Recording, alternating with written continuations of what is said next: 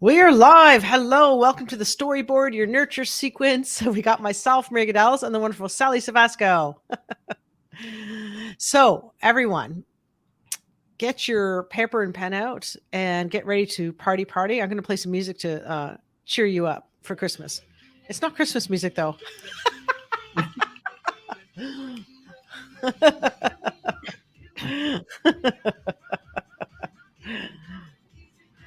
Here we go. We got a rock. Easy come, easy go. So, Are you playing Sally, music? why is it important for people to storyboard their email nurture sequence? Why is it important? Well, you want to get the most bang for the buck, right? You want to be able to really hook them and reach them and connect with them. And the more you storyboard, the better your emails get. Yeah. So, you know what we're going to do? This might be a short and furious live. All I want to do is kind of convince you the importance of doing this, because I'm just going to throw a quick stat. Sally, if you have 1,000 email subscribers on your list, so the importance of list building, the average conversion rate, did you know, was 2% of your email list? Did you know that? Yes. 2%. Okay. So say you have $1,000 product. So let's do the math. 1,000 times 2% is 2 buyers. 2 buyers times $1,000 product, $2,000. If you're an agency and you offer maybe a $25,000 service, like annual over the year, say $2,500 a month, guess what? That is potentially 25 to 50K per year just for having 1,000 email subscribers on your list. So, I look over there. Sorry, my dog's trying to get in the room. He's scared of the lights. So, what I'm going to do, I'm going to share screen. We're going to get right into it because I want this to be a workshop kind of style. And can everyone see the screen? And I'm going to make it so that that's all you see right now is the screen. And do me a favor, comment below if you're watching the replay or if you're live, because we like to kind of assess what time of day works. I know we're getting close to Christmas. We wanted to say, hey, Merry Christmas to you all. And so hopefully everyone can, I think when I remove myself, I'm not sure if people can hear me. Hold on. I need to get back onto the screen. Because when I did that, I think one time before people couldn't hear me when I was talking to the PowerPoint slide. So yeah, I think you need to be in the stream in order for them to hear you. Yeah. So we're back. Let's like I don't have to be, but you do. Yeah, I don't know how to not have you in this. Oh, there we go. Yep. Got it. Okay. So I think that's probably a better format that people can see. All right. So what I'm going to do now is let's get to that presentation. So what you're seeing here in front of you, hello, Merlin, is the storyboard your nurture sequence. And what I highly encourage you to do is get a pen and paper out and storyboard this yourself. Okay. So this is going to be probably a 20-minute exercise. I'm not asking you to actually create the emails, because what I'm asking you to do is be strategic thinking in your customer journey. And this is really important. So storyboarding your nurture sequence. And one of the things that I'm assuming, I'm going to make an assumption. There's lots of ways to start building your list and collecting emails from your audience. But one of the most popular ways and fastest and easiest especially when you're just starting out, is offering some kind of free lead magnet, like Sally and I have like 11 ways to grow your group fast, or some other ones we have is, like a case study, how our clients made $67,000 in 30 days with one virtual event, starting from scratch. Okay. So assuming someone then opts in for that in exchange of their sacred email, you have to start thinking about, well, what am I going to give them? Everyone just thinks this. I'm going to highlight this because this is the common mistake everyone makes. Everyone does what's in this kind of light turquoise green color. The first email is they deliver the freebie, like say, 5 ways to stop anxiety is your freebie as an example. And then the first email they get is you deliver the freebie. And you think, check mark, got it done. I'm really good. I got my email going out to people even when I sleep. They can opt in at 2 a.m. in the morning and get my freebie and I'm good. Well, no. I hate to break it to you. You got to do more than that. All right. So, especially with all the iOS changes lately and stuff, and people are freaking out about, well, how do I make sure people actually see my emails once I start building my list? Because if I have 1,000 people on my list, but only 10% or 15% of my people, like say 150 people, open up the email that I send to them, well, I'm losing out on a huge opportunity to make sales. So there's much more that goes into this with email deliverability and making sure they get the email. But one quick, easy hit is in that first email is that you ask them to reply to you that they actually got the download. Okay. Does that make sense? How many times just enter a one in the comment below if you've seen us do that to you, right? I'll often say, hey, so that I can sleep better at tonight. And I know that my technology worked. Sometimes I kind of use my cheekiness in it, and I'll say something like my personality is like, hey, just so that I can sleep at night tonight and making sure my fancy dancy technology works. Can you do me a favor and hit reply and just like answer yes that you got the free download that you opted in for, right? I'd say the name of the thing, right? So, and the reason you want to ask for a reply in that first email, because that first email is uber critical. That first email is telling then when you do hit reply, like say you opt into mine, Sally's, 11 ways to grow your group fast. When you do hit reply that, hey, I did get the email, right? Is a couple of things are happening. First, you're starting a conversation with your potential customer or client. Second, you're telling the email gods, all the Google, Gmail, Outlook, Yahoo. You're telling all those email providers that people use that you're a real person. You're actually the person's entering a conversation with you. So those the technology behind the scenes of Gmail, of Yahoo, of Outlook, or whatever email service you use for your own personal email starts to trust. That's the key word. Trust your domain that you're sending from. So, like, you'll get an email from Maria@mariagadals.com. So, my domain has a high trust factor if I send out in that first email, the free lead magnet, but also you then respond and say, yep, I got it. So you're starting to build trust with all the, I just call them email gods. And what does that do for you? Why do you want to do it? Because that down the road improves your email deliverability. Does that make sense? Okay.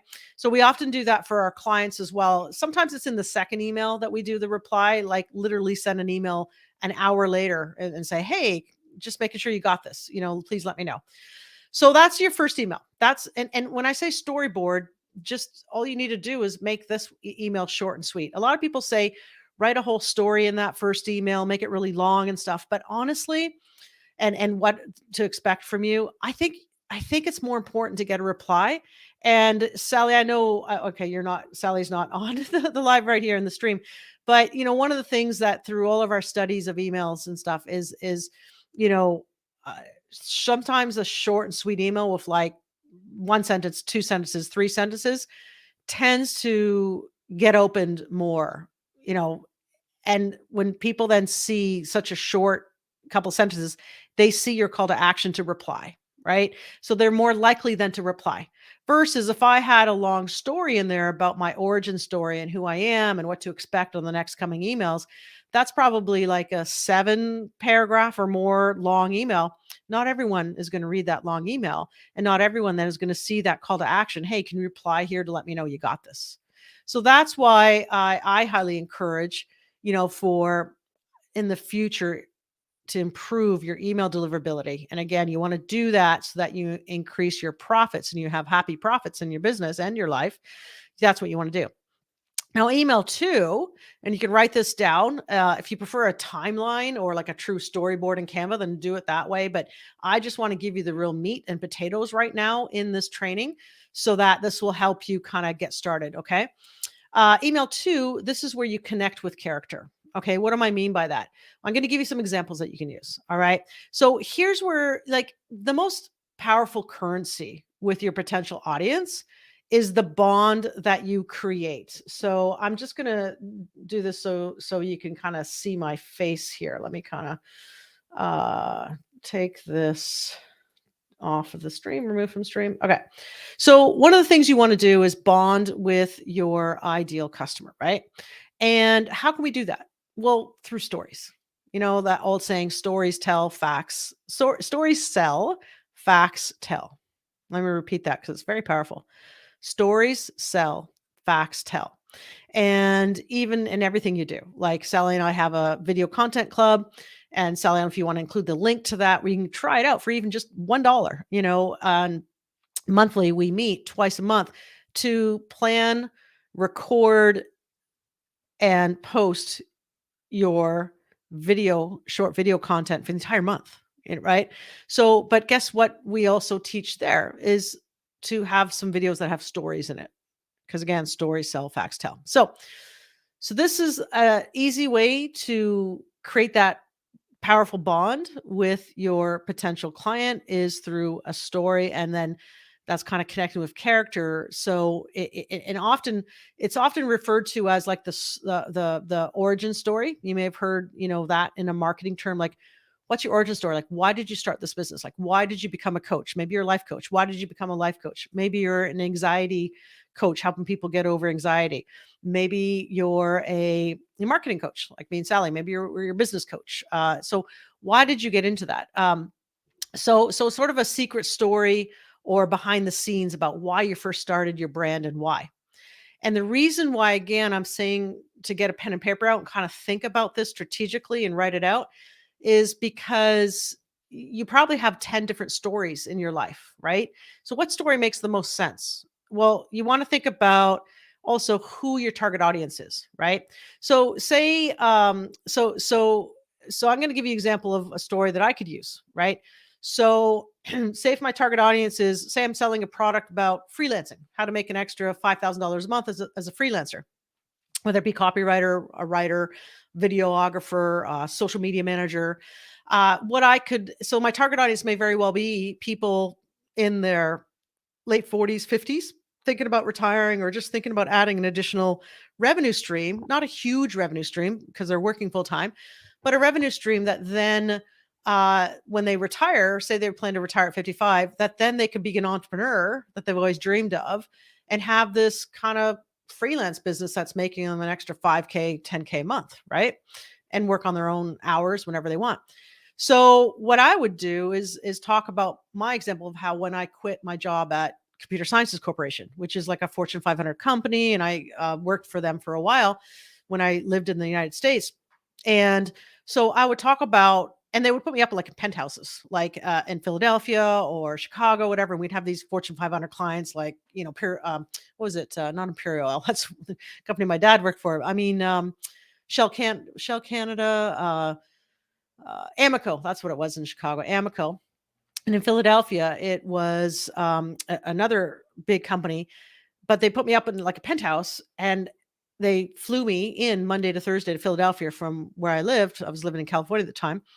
And so every morning, you know, I'd get up, you know, in my bed in the penthouse and then walk like literally 5 blocks to where I worked.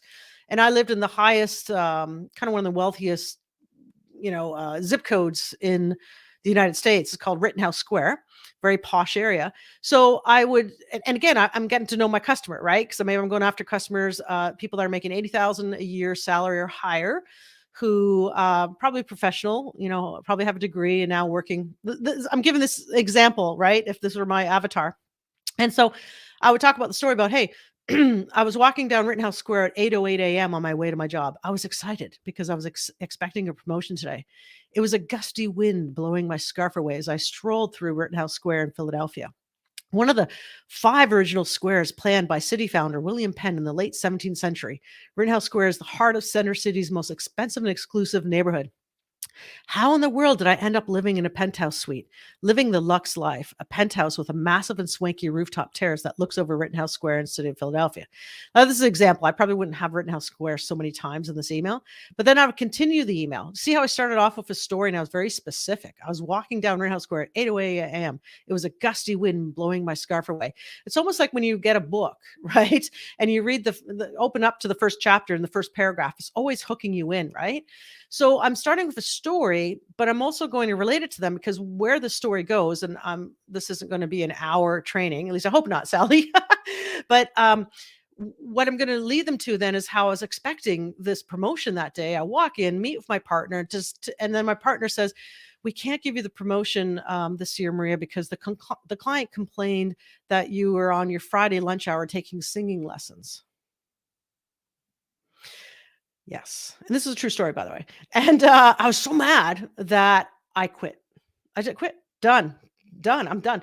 You see, I was taking singing lessons because I was getting married and I wanted to learn Celine Dion song from Titanic because Titanic at that time was the hottest movie and the song My Heart Will Go On. So, and there was a retired opera singer in Philadelphia that offered singing lessons. So anyway, I that's the story that I would go into and I would say how I quit and that was the defining moment. And then I would talk about how scared I was that night. Like that night, trust me, I had many a tequila with my friends and I'm like, what did I do? Oh my God, I quit because I had the golden handcuffs of a six-figure salary. So you see how I'm relating to my target audience with that story. And then also I'd say, hey, and then I'd say, and I've never looked back from that. I've been an entrepreneur since then. I'm loving it and all that stuff. So that's the story I would say. So what am I doing? I'm connecting with character.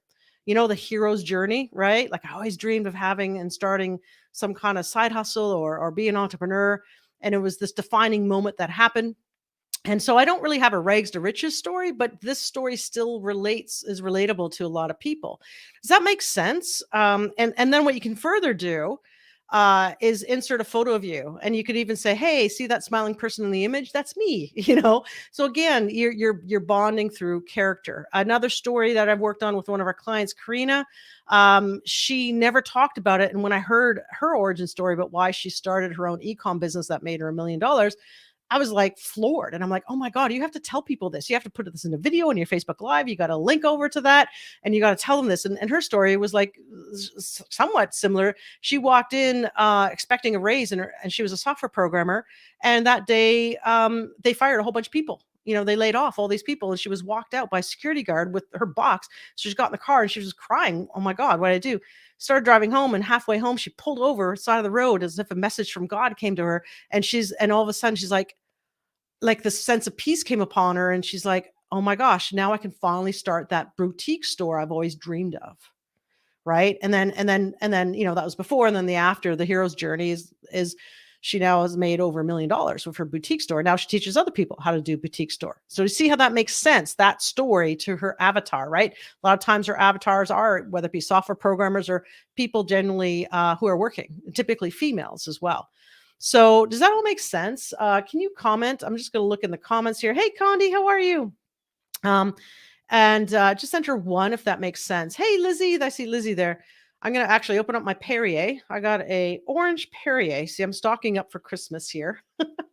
I have an orange Perrier, if I can open it. And I just want to see some 1s come in. Even if you're watching the replay and you're watching this, I can't stress enough how important it is, and I'm going to bring this back up, to focus on your story. Okay. And again, you know, coming back here, how in the world to end up living in a penthouse suite. So I kind of like to talk about the journey. Okay. If you are still stuck with a full-on story, what you can do is I would just get a piece of paper out, pen out, and just start jotting down like short, almost like get into free flow, short staccato sentences of like, why did I start my business or my brand? Why do I do this? Right. And that actually often helps give you an energetic boost of your why as well. And trust me, when you do that, even if you put a timer on for 5 minutes and do that exercise, maybe with some Mozart music in the background, you'll be amazed at the creativity that comes out and what you come up with, right? So what we're really showing, if you want to look at marketing terms about what we're doing here, if you especially if you're into copywriting, you'll get this, is you're really trying to show an identity switch, because we are all defined by and have an idea of our identity, and we can change it, with decisions we make about who we are. But a lot of times, when you say this before and after story, the identity of your before is often your ideal customer avatar, right? So in Karina's case, for instance, she's targeting females that are kind of successful in their own business, probably working full time, and will always dream of starting a boutique store. So they will get that story, because maybe that's their fear as well. Like one day they walk in and it's like Hunger Games at their work, and they can get fired for no reason at all and no cause, just layoffs. So, but they always dreamed of starting a boutique store. So you see how that just totally bonds that person that just opted in, maybe for, in her case, 10 ways to find vendors for your dream boutique store or something, or how to start your 5 steps to start your dream boutique store. So that before, your identity switches, that's you before, and that's them. And then you're now like, abundant Karina or abundant Maria, like you're or successful entrepreneur Maria. And that's what they want to be. So that story is a condensed version, if you will, of almost like what you typically say at the beginning of a webinar or something, of your before and after. Does that make sense? I just want to make sure that all makes sense. And that's powerful stuff here. I know this sounds simple, but this is like, if you nail this and get this, your sales and conversions will go up. And then you can impact more people. So I hope that makes sense. Okay. All right. So now I'm going to go to email 3.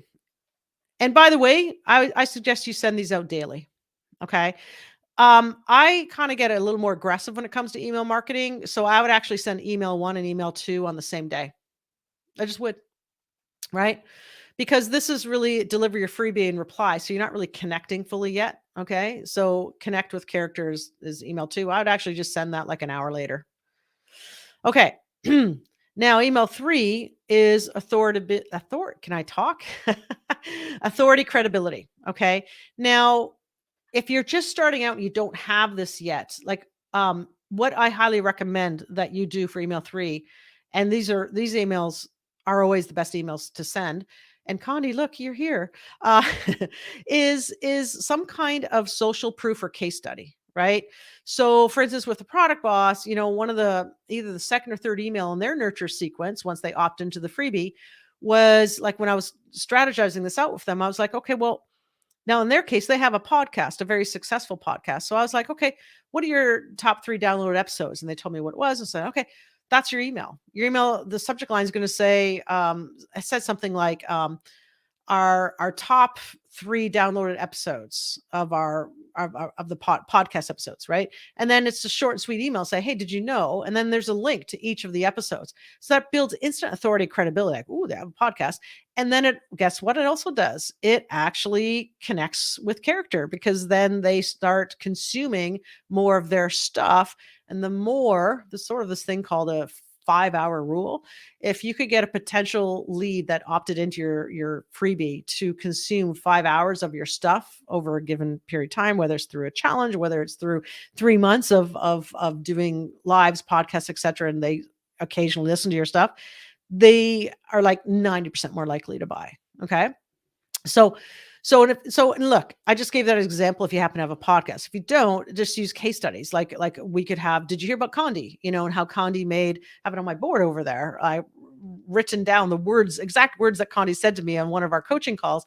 She made $11,000, and I believe it was 4 weeks. So like if I look over here, yeah, I'm pretty sure it was 4 weeks. You can correct me, Condi, on that. But and then I have written down here that Condi says now she has more confidence in her business and her skill sets, and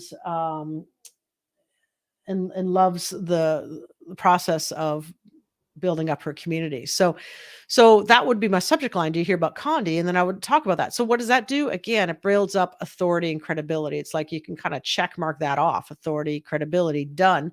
And so think about yourself. How many, success stories do you have?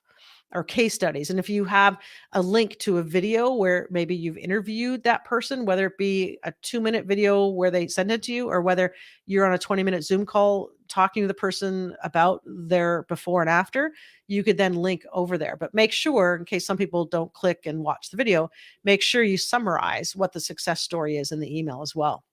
Um, if you don't have a social proof or case study, what you could do for authority credibility is you borrow other people's authority credibility by using statistics. Like, hey, did you hear the latest Forbes quote that the market for information products is going to grow, 300% in the next year to like XYZ billion, right? You could bring in stats. Oh, hey, did you know that, oh my gosh, TikTok outranked Google for traffic in 2021. The stats are out. In 2020, TikTok ranked number 7 out of all the sites between Facebook and YouTube and Google. Well, Google is YouTube, Google, all the stuff. But in 2021, TikTok now is ranked number 1 and surpassed Google. Like that gets your ears up, right? Especially if you're selling something about TikTok, or especially if, like, say, Sally and I were teaching you how to do short videos on TikTok or Instagram Reels or YouTube Shorts, right? So that's email 3. And I'm giving you all these ideas because guess what? You can turn this into, and you don't have to create it all at once. I highly suggest you create your first 4 emails all at once. But after that, you could add on. So eventually you have like a 14-day, a 30-day email nurture sequence. But right now, let's just talk about 4 days, because I always believe in micro wins. And if I tell you to go create a 14-day email series, 90% of you probably going to not do it and give up, right? And not get the dopamine release of actually achieving a goal that I gave you, right? So, but I think it's very easy to do 4 emails, especially the first one. The first one should take you literally 10 minutes or less to write. So email 3, we talked about email 4. So yes, you can use, so let me just write that in. You can use stats, borrow credibility from big name brands, like Forbes article, Entrepreneur Magazine, Inc., Psychology Today I've used for some clients. Psychology Today. It could even be a TED Talk. I think you've even seen me sometimes feature Mel Robbins' TED Talk or Brene Brown's. So yeah, so there we go. And email 4, now we get into some coaching, So that typically is an email like how to. So some steps could be like the subject line. And in our case for selling, that could be, hey, 3 steps to visibility. Like that would pique your curiosity, wouldn't it? When you see that in the email inbox, right? So that is a wrap. I told you this would be sort of a short and sweet training because I wanted you to kind of more do it after you watch this. But I want to finish it off with a content calendar for consistency. Like your goal, really, your success action step is to now storyboard your first 4 emails when someone enters your world. Once you storyboard it, then flesh out the details and write it, right? Then automate it in your email autoresponder. So whether you use ConvertKit, whether you use ActiveCampaign, Aweber, MailChimp, whatever it is, all of them have the feature to set up an email series that the minute someone opts in, you could be traveling in France, having a cappuccino in Paris, and when someone opts into your email, your job is zero, nada, because you've done this. Because for the next 4 days, or even just 3 days, if you do 2 emails in the first day, they will be followed up with the email autoresponder. And guess what you're going to have? And make sure you have this in your PSs of email 2, email 3, email 4, PS, or sprinkled in, is you're going to have a call to action to sell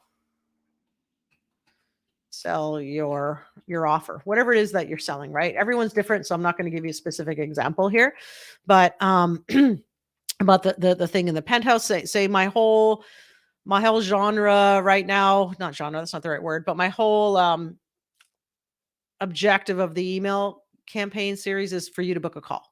Of course, the objective is for you to become a client, but the first objective is book a call. or to buy my thing, So what I would do is the call to action would be book a call. Hey, if you want to say, in this case of this example, but Rittenhouse Square and the penthouse, and then how I quit and said stuff it to my boss. Here I would say, hey, if you want to say stuff it to your boss too, like I did, book a call now so we can map out your strategy or something, right? So that's what you always want to do. If you have a low ticket offer, you'd go, hey, PS, have you seen our video content club yet? Just get started for only $1. Some of you have probably already seen that in our emails, right? Sometimes just in the PS or throughout, sprinkled in the emails. Okay.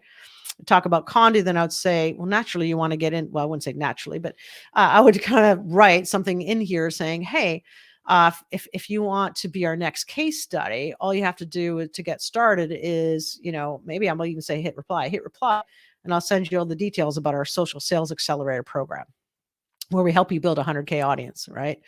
Okay. So having said all that, once you kind of have this in, you're probably wondering, well, what happens after that? Sally and I were on a client call yesterday, and they were like, well, what do I do with my emails after that?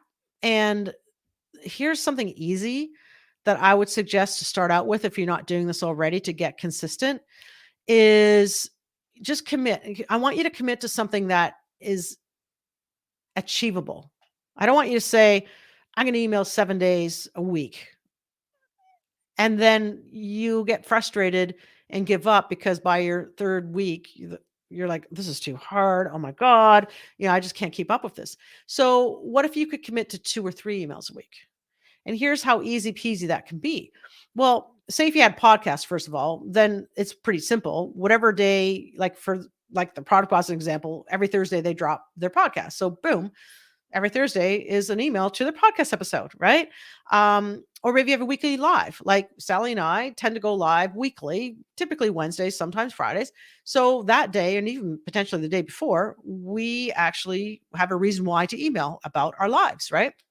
And then what we can also do is, like if you don't have podcasts, just go live on whether it be your Facebook page, your Facebook group, could be your YouTube live. And then that takes care of 1 email, if not 2, because you can also send the replay the next day or a few hours later. See how this can kind of get into a consistency content calendar. And then, you could do like weekly, like either a Tuesday tip day or motivation Monday day. This is what I told the product boss to do. Say, okay, well, every Tuesday, why don't you send a Tuesday tip day? Because they were like, okay, we've built our list now after we did our challenges. Like, Maria, what do we do now? They didn't say those exact words, but what's the strategy now? And it's, and I said, well, like we want to continue selling to them your offer, but one of the things that we should do is bond with them more and nurture. This is nurturing the long-term people, because when someone out of every 100 people that opt into your list, there's probably going to be about 10 to 15 now buyers, like raising their hand and they're ready to buy from you now. And then the other 85 to 90 people are they not quite yet. They might buy from you in a month from now, 2 months from now, a week from now, a year from now. Okay. So you don't want to forget about those people. So this is an amazing way to nurture long-term your leads. So you could do like decide so that you have consistency what it's going to be. Is it going to be motivation Mondays? Is it going to be Tuesday tips? And then monthly, have a hand raiser email, like whether it be to a sale or whether it be to one of your offers. Like you see me and Sally do that all the time. Like even just a few days ago, like Saturday, I think I started it and I got people raising their hand for a new 5-week coaching program. And all it said at the beginning was something like, hey, want one-on-one coaching from me, or want, I think the subject line said, from social post to your list to your client coaching series. Are you interested in this? And I got a lot of replies, right? So later today, and then I resent with more details an email like I think on Monday or Tuesday. You could make this a shorter time span, like do this all in 3 days, but I kind of like to push it out sometimes a few days so more people see the email. And then now, like later today, might be tomorrow, between, today, tomorrow, and then over the next, say, week, I'll be kind of talking more about in the emails about this 5-week new coaching series program where, for a very inexpensive price, like I kind of price anchored it saying, hey, look, it costs at least 10K for this normally. But for 2K, if we crowdfund this and get enough people in this 5-week series coaching, we will meet every week and we will put together your whole social post strategy. That could be video, like your short video strategy, with your list building strategy to make sure the video matches what your lead magnets are, makes sense. And then your lead magnet and the list you're building makes sense for your offer, right? So we kind of work backwards from the offer. But the most important thing is we're going to put that all together in 5 weeks. And so how I kind of structured that, and I will take this part down now, so you can see more of my face. And Sally, if you don't mind, I'll bring you up, okay? I'm just going to be a warning, Sally. I'm going to bring you up to the screen. Okay. Hello, Sally. Oh. So yeah, so what we're doing is in this 5-week kind of program is that in the emails, I'm explaining more about what it is and what's in it for you. But essentially, I also wrap a story around it. So going back to stories, how I explain, hey, I kind of got this idea. There's like 2 ways I got this idea. And they kind of combined one night, like literally a week and a half ago, was I remembered when I was invited to speak at a 10K event. People paid $10,000. So here's the price anchor, right? People paid $10,000 to fly in for 5 days to a Vancouver multi-million-dollar mansion that one of my friends had rented and for this specific event, and only 10 people were allowed to go. So he sold 10 people in it, $100,000 revenue. And then that was then easier for him then to get not only him teaching, but guest experts to come in to teach. So I came in top. But what I loved about this 5 days, what shocked me, because most of these individuals that came were total beginners, right? Like everyone, savvy people, but they were totally beginners in building a from tip to tail, a entire online marketing campaign that brought in money. Okay. And so we helped them do that and execute it. So they planned it with our teaching, and then they executed on it when we were literally there to help them with, okay, no, change the words on this headline. Oh, no, you know what? This email sucks. Let's go and put in this, like, abandonment cart series, for instance, right? Oh, okay. Now let's start some ads to actually get the sales going faster. Besides organic traffic, let's do some paid traffic. And it was like literally starting the ads at like $10 per ad set or something. But let's start some flow of leads and fresh customers in your business. And by the end of the 5th day, what I loved is everyone walked away with an actual campaign online working. So they were building their list and they were making sales. And I was like, wow. Okay, well, I think it's hard to ask people to fly in for 5 days, especially after Christmas. Though we probably will do this down the road, maybe in the summer. But what was cool that I thought, okay, what if we could just condense that in 5 weeks instead of 5 days, like 5 weeks, right? So that's where I kind of detailed that as a story as well, but also the details, what's in it for you in that 5-week program. And then said, hey, instead of 10K, you can get in for only 2K. And then I just said, hit reply. See, I didn't even send anyone to a sales page yet or a checkout page. I just said, hit reply if that's of interest to you. So people replied to that. So now my next step, so this is kind of selling all through email, not even taking a phone call in this case. So now my next step is the wonderful Sally has finished, I believe, the checkout page for it. So my next step now is to send you all to the brief sales page, checkout page that has like a short video of me telling more about what's in it for you. And then a little more details of the 5 weeks. And then you choose to either you're a fuck yeah, I'm all in, or you're like, not this time. Either way, I don't feel, and some of you who are live right on this call can agree with me or not. I don't feel it's ticked anyone off on our email list because it was done in a way that was super detailed, not like buy now, like it wasn't 5 emails in one day or anything. But yeah, so that makes sense. So at any rate, that's it, Sally. That's all I got. That's what I wanted to go through, everyone, for the email nurture sequence. Awesome. Yeah. So having said all that, there is a link. And Sally, do you want me to go into ClickFunnels to find the link to the sales letter for the 5-week coaching series? And if anyone has any questions right now, or forever hold your peace. What any questions around you creating your storyboarding your nurture sequence? And what was an aha that you have from this training? Because we value your feedback. Okay, is this the type of training you all want? And Condi's like, now I'm excited about writing. Oh my God, I love that. So let me show that. Thank you, Condi. That is so cool. I love that.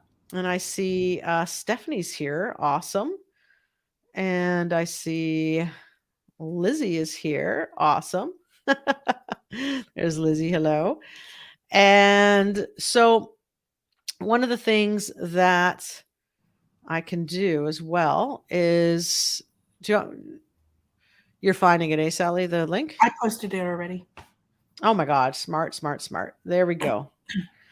So it's impossiblenow.com/lead gen system. So I'm going to show that there.